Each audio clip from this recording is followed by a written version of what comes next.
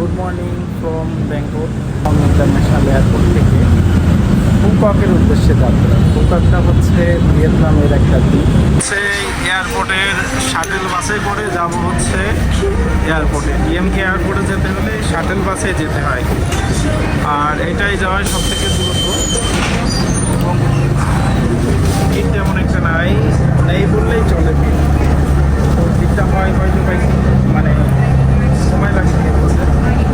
তো এখন যাচ্ছি হচ্ছে ইন্টারন্যাশনাল এয়ারপোর্ট, সেখান থেকে আমরা ফ্লাইট ঠিক থাইল্যান্ড টাইম 12টায় অবশেষে চলে এসেছি হচ্ছে ডংমং ইন্টারন্যাশনাল এয়ারপোর্টে। আর এখান থেকে মূলত আমার এখন চেক ইন করতে হবে হচ্ছে থাই এয়ার এশিয়াতে। দেন হচ্ছে আমার ফ্লাইট হচ্ছে ঠিক 12টা থেকে। তো চেক ইন কাউন্টার মেবি এখনও খোলে নাই, যদি চলেন। এই হচ্ছে এয়ারপোর্টের ভিতরে, এটা হচ্ছে টার্মিনাল 1, হচ্ছে চেক ইন কাউন্টার 2 এয়ার এশিয়ার। এয়ারপোর্টে এসে হচ্ছে খোলা লেগে গেছে, আর যেহেতু বিমান ছাড়তে এখনও 1 ঘন্টা, কিছু খাওয়া দাওয়া করতে হবে। থেকে চিকেন নিয়েছি, দেখি কি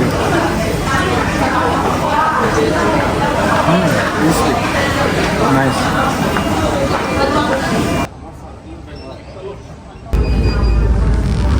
এখন যেটা বলবো সেটা হচ্ছে ফুকক আইল্যান্ড কিন্তু একদম ভিসা ফ্রি আইল্যান্ড। আর এখন আছি হচ্ছে ইমিগ্রেশন শেষ করে আমার বোর্ডিংয়ের দিকে আগাচ্ছি। সেটা হচ্ছে আমার সিরিয়াল দিয়েছিল 21, আর মাত্র সময় আছে হচ্ছে 1 ঘন্টা। এই দেখেন অটোমেটিক ক্লিন করতে করতে যাচ্ছে এটা। এখানে এদিকে সারি সারি এয়ারপ্লেন দাঁড়িয়ে আছে, আমাদেরকে দেখাই। আর তবে আরও একটা মজার জিনিস আছে, সেটা চলুন দেখাই। এই এয়ারপোর্টের আপনার এই যে একদম লাস্টের সাইডে পুরাটাই হচ্ছে বিমান হচ্ছে ওঠা এবং নামা দুইটাই দেখা যায়। আপনাদেরকে দেখাই, এই জায়গাটা আমার কাছে বেশ ভালো লেগেছে, আপনাদেরকে একটু দেখাই। এই যে এইখানটা থেকে পুরো বিমান উঠতেছে নামতেছে সবটাই হচ্ছে এখানে দেখা যায়। এখন যদিও কোনো বিমান নাই, আপনাদেরকে দেখাচ্ছি। আমার কাছে এই জায়গাটা বেশ ভালো লেগেছে। এখন ইমিগ্রেশনের অভিজ্ঞতাটা শেয়ার করি। ডংমং এয়ারপোর্টে কিন্তু আপনার হচ্ছে ডিজিটালভাবে ওরা ইমিগ্রেশন করে। সেটা হচ্ছে আপনার পাসপোর্টটা স্ক্যান করে নেয় আর আপনার মুখটা স্ক্যান করে নেয়। দেন এরা কিন্তু কোনো সিল দেয় না এই ডংমং এয়ারপোর্টে। আমি তো সুবর্ণভূমিতে সিল পেয়েছিলাম, বাট এখানে সিল টিল কিছুই পাই নাই। তো এই হচ্ছে অবস্থা, আর কিছুই জিজ্ঞেস করে নাই। জাস্ট ওই যখন আমি চেক ইন করতে যাই সেই টাইমটাতে উদাহরণ একটা জিনিস দেখায় আগে আপনাদের। এই দেখেন বিমান যাইতেছে উড়ে চলে যাওয়ার জন্য। এই দেখেন, ও নাইস, হিউজ স্পিডে যাচ্ছে। এটা এখন ফ্লাই করবে। ও এয়ার এশিয়ার এটাও যাচ্ছে, এটাও ফ্লাই করবে। ওইটা আগে ফ্লাই করবে, দেন হচ্ছে এটা ফ্লাই করবে, যেটা বলছিলাম। তো আপনাকে just Phu Quoc visa free island on arrival, এটা সবার জন্য। আপনারা যদি ফুককে যেতে চান অবশ্যই মাস্ট বি আপনারা হচ্ছে রিটার্ন টিকিট, ফুল পেইড রিটার্ন টিকিট এবং ফুল পেইড হোটেল বুকিং, যে কয়দিন থাকবেন সেটা করে নিয়ে যাবেন ঝামেলা এড়ানোর জন্য। যদিও আমার এখানে তেমন কিছু জিজ্ঞেস করে নাই, তবে ফুককে অবশ্যই জিজ্ঞেস করবে, সেই অভিজ্ঞতাটাও আপনাদেরকে জানাবো। আর অবশ্যই আপনারা প্রপার ডকুমেন্টস নিয়ে। আর আপনারা সবসময় চেষ্টা করবেন ভিয়েতনামের এই ফুককে আসতে হলে থাইল্যান্ড, মালয়েশিয়া অথবা সিঙ্গাপুর, এই 3টা দেশ থেকে ডিরেক্ট ফ্লাইট আছে এবং বেশ কমে আপনি এই টিকিটটা কাটতে পারবেন। তো ঠিক আছে, আপনাদের সঙ্গে বিমানে ওঠার পরে কথা হচ্ছে। শুরু হয়ে গেছে, এখন যাচ্ছি বোর্ডিংয়ের দিকে। আর আমার এই ফ্লাইটে মনে হচ্ছে 80% ইন্ডিয়ান আছে। আমাদের বিমানটা দাঁড়িয়ে আছে, তো মোটামুটি এখন যাচ্ছি বিমানের দিকে। আর এখানে হচ্ছে জাস্ট ওরাও বললো যে আপনার কি রিটার্ন টিকিট আছে কিনা, আর হচ্ছে হোটেল বুকিং আছে কিনা, এটা দেখবে। থাই এয়ার এশিয়া, আমার অবশ্য থাই এয়ার এশিয়াতে এইটাই হচ্ছে প্রথম। আমি এর আগে কখনো থাই এয়ার এশিয়াতে যাই নাই। এয়ার এশিয়ার ভেতরের অবস্থা একটুখানি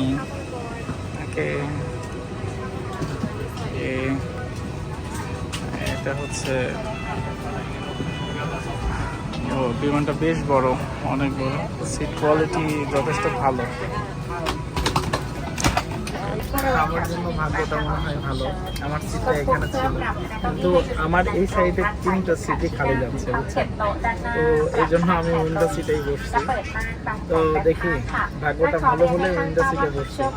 আমি মনে মনে ভাবছিলাম যে ওরা তো আসলে দেয় নাই, তো কি হবে জানি না। তো মহান আল্লাহ রাব্বুল আলামিন নিরাশ করে নাই আমাকে, অলরেডি বিমান ছেড়ে দিচ্ছে। এখন হচ্ছে যাচ্ছি, একদম বুক, এক দেখেন পুরা বুক। কিন্তু বিমানটা এখন ছাড়বে, দোয়া করবেন, আল্লাহ ভরসা।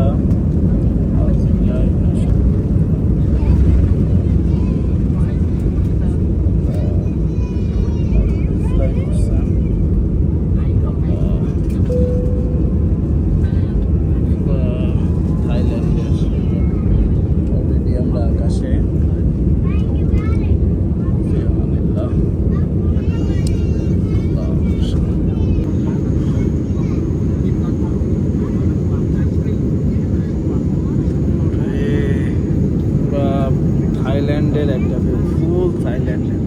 ও এটা নিচে আর আমরা একদম ক্রিস্টাল ক্লিয়ার,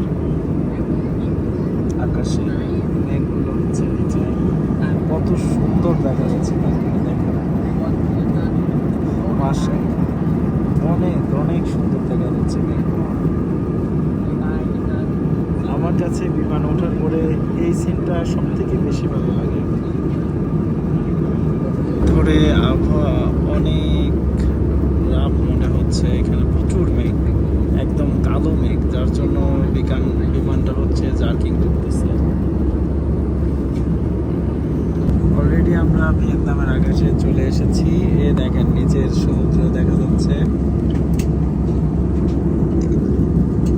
নিচে কিন্তু ওইটা সমুদ্র, বসতেন কিনা জানি না, এবার দেখেন নিচে হচ্ছে সমুদ্র আর উপরে আমরা যাচ্ছি। আমরা অলরেডি ভিয়েতনামের আকাশে, মাশাআল্লাহ খুবই সুন্দর দেখা যাচ্ছে।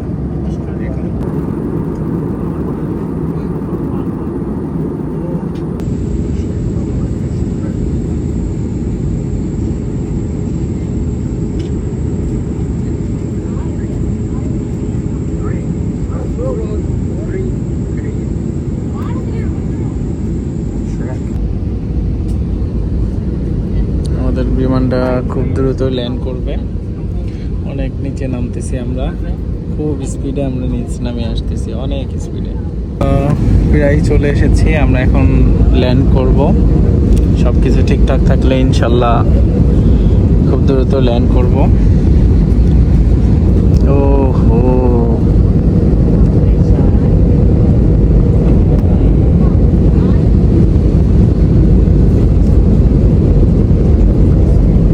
ল্যান্ড করতেছি, সব কিছু ঠিকঠাক থাকলে। ওকে, ও আল্লাহু আকবার, আল্লাহু আকবার, আল্লাহু আকবার, আল্লাহু আকবার, আল্লাহু আকবার, আল্লাহু আকবার, আল্লাহু আকবার।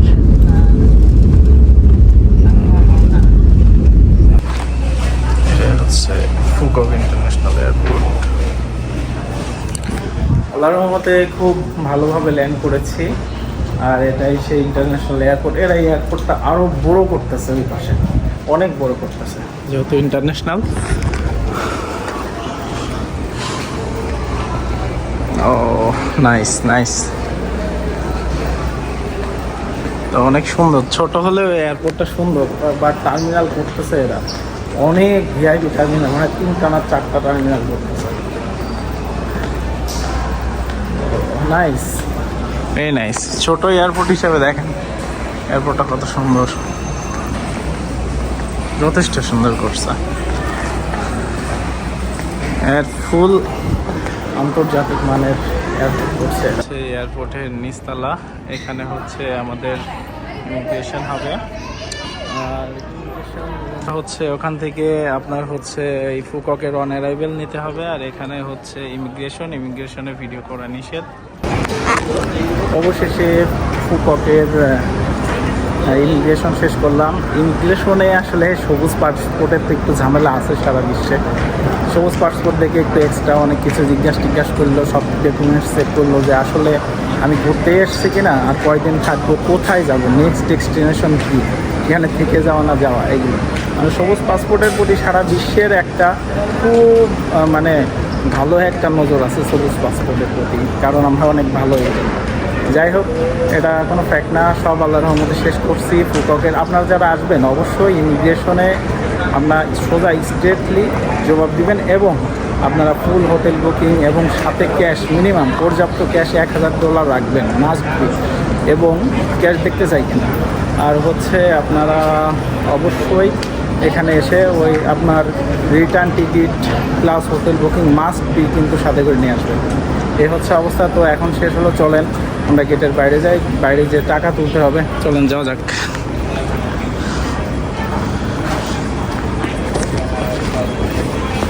এই হচ্ছে ফুকক এয়ারপোর্ট। অলরেডি এখান থেকে আপনারা কিন্তু এয়ারপোর্টের ফ্রি শাটেল বাস আছে, এখান থেকে এসেই আপনার গ্রাবের জন্য কিন্তু এরা বলবে যে আসেন আমরা গ্রাবে নেবো, এটাই নেবো, ওটাই নেবো, এগুলোতে যাবেন না। এখানে ফ্রি শাটেল বাস আছে, যেটা আপনাকে আপনি শহরের যে প্রান্তে থাকেন আপনাকে নামাই দেয়। চলেন যাওয়া যাক। প্রথমে একটা এটিএম খুঁজতে হবে। আর এই হচ্ছে ফুকক এয়ারপোর্ট। বেশ সুন্দর একটা এয়ারপোর্ট, একদম সাজানো গোছানো, ছোটো হলেও বেশ সাজানো গোছানো একটা এয়ারপোর্ট। চলুন আগে কিছু টাকা তুলতে হবে। এটিএম বুথ, ও একে পাইছি, এটিএম বুথ পাওয়া গিয়েছে।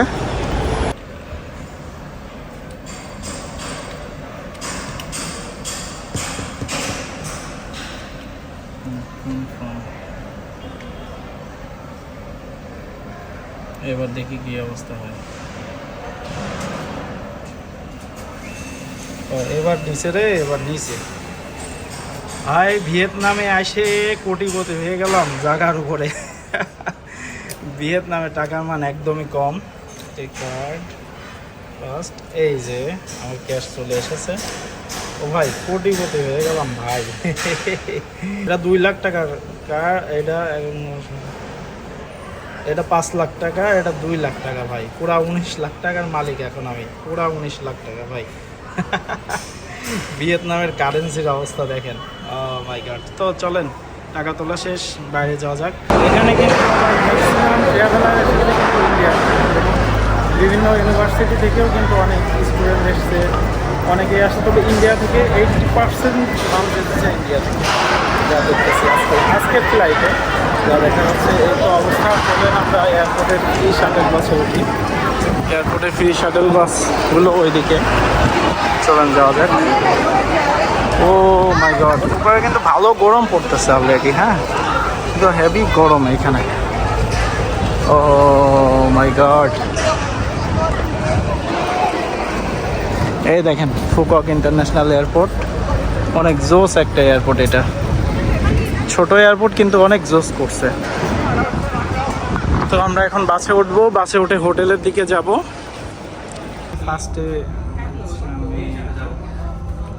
ফার্স্টে ভেবেছিলাম হয়তো এটা তবে না, আবার এতটাও বেশি নাই। আমার রিসোর্টে যেতে লেগেছে হচ্ছে 20,000 বিএনডি, ভিয়েতনাম টাউন। তো যাই হোক, এটা এতটাও বেশি অ্যামাউন্ট না, তবে বাসটা সেই রকম সিটি বাস।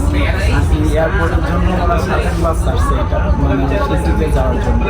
তো আপনারা যারা আসবেন আপনাদের বেশি একটা খরচও করতে হবে না। আপনারা থাকবেন কোথায়, এটা মূলত আসলে থাকার যে জায়গাটা, এটা হচ্ছে মিডিলে সব থেকে বেটার। মিডিলে গুয়াংডং এরিয়া, যেটা হচ্ছে এই ফুককের রাজধানী বলা চলে। গুয়াংডং এরিয়াতেই সাধারণত মানুষ থাকে।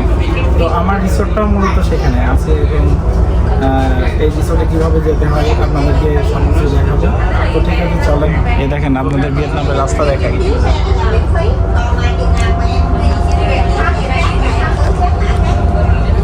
এটা কিন্তু পাহাড়ি অঞ্চল, বুঝছেন, অলরেডি পাহাড়ও আছে দেখেন।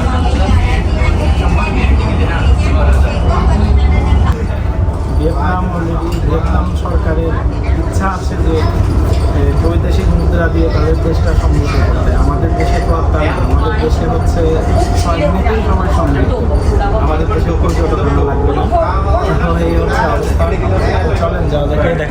পাহাড়ের মাটি কিন্তু আবার লাল মাটি, বুঝছেন? না, আমাদের রাঙ্গামাটির যে পাহাড়গুলোর মাটি না, সেই রকম মাটি।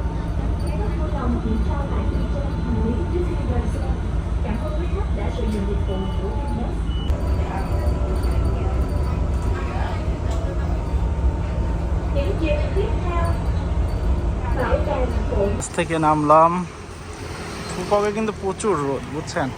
আর তাপমাত্রা মোটামুটি খারাপ না, আমাদের বাংলাদেশের মতোই। এখন হোটেলের দিকে যাচ্ছি। আমার হোটেলটা হচ্ছে ডুয়াংডং এর কাছে। এটা ডুয়াংডং এর মার্কেট শুরু হয়েছে আর কি এখান থেকে। তো রেস্টুরেন্ট, চলেন যাওয়া যাক। আমার রিসোর্টটা হচ্ছে একদম পাহাড়ের উপরে, উঠতে খবর হয়ে যাচ্ছে আর কি। শহর থেকে 5-6 মিনিটের ওয়াকিং ডিস্টেন্স।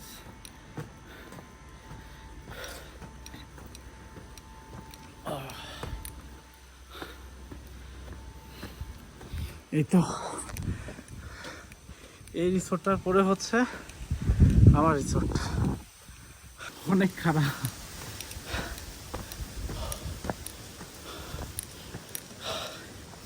আপনারা অফলাইন ম্যাপ হচ্ছে ডাউনলোড করে নিয়ে আসবেন। চলুন যাওয়া যাক। রিসোর্টের লবি হচ্ছে, যে রুমটা দিয়েছে স্টাফরা আমাকে সেখানে নিয়ে যাচ্ছে মূলত। ও মাই ব্যাগ। হচ্ছে রিসোর্টের রুম এগুলো। আমার রিসোর্টটা মেবি নিচেই হবে। চলেন যাওয়া যাক। হচ্ছে আমার রিসোর্টের রুম। এই হচ্ছে রুম, এসি চলছে, টিভি আছে এবং সঙ্গে পানি আছে, চা খাওয়ার জন্য কেটলি আছে। আর হচ্ছে ওয়াশরুমটা দেখায় আপনাদের। এই ওয়াশরুম, ও ওয়াশরুম প্রাকৃতিক বাতাসের সাথে কানেক্টেড, বেসিন আছে। তো বেশ ভালোই। তবে আসতে আমার পুরা অবস্থা খারাপ, ব্যাগ ছিল তো অনেক ওজনের, যার জন্য ঝামেলা হয়েছে। এটা হিল, উপরে আরও রুম আছে এদের। তো এ হচ্ছে আমার রিসোর্ট। তো আমি এই রিসোর্টটা আর কি বুক করেছিলাম এগোটা থেকে। আমার পার নাইট কোস্ট পড়েছে বাংলা টাকায় 1500 টাকা। আপনার শুনতেও অবিশ্বাস্য মনে হবে, এত দুর্গম একটা জায়গায়, কিন্তু তারপরে 1500 টাকায় আমি রুম বুক করতে পেরেছি, তাও একা। তো এই হচ্ছে অবস্থা। ঠিক আছে, এখন রেস্ট নিতে হবে। আপনাদের সঙ্গে পরে কথা হচ্ছে।